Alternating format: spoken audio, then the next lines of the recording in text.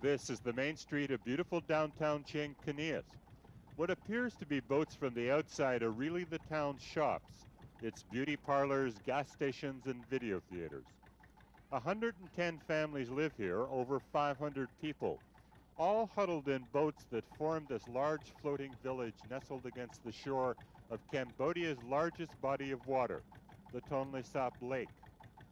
For generations, the main task in life for these people has been fishing. When Cambodia does well, so do these villagers. But when things begin to sour, they get very nervous. I've been here for 20 years, fishing and working on this lake. The villagers here are the outsiders of Cambodia because they are of mixed Vietnamese blood, and that makes them targets when things start to go wrong. Almost anything that is bad in Cambodia is blamed on the Vietnamese. So even being remotely Vietnamese related is a big problem. And an example of how serious that problem can get rose up out of the water these people live on just before the 1993 elections.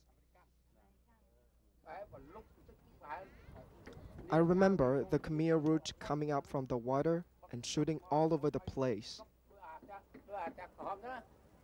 They shot over there. Bodies were everywhere. And then they continued down the lake.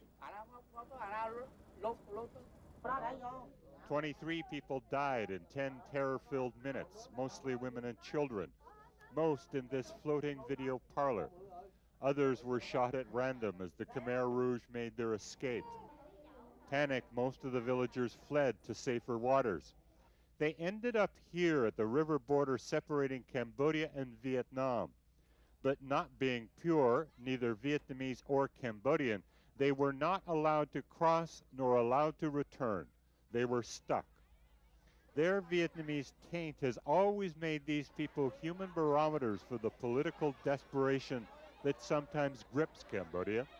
Whenever someone shakes a finger at the enemy, whoever they are, the Khmer Rouge, the new resistance, or the current government, these people will be caught in the middle.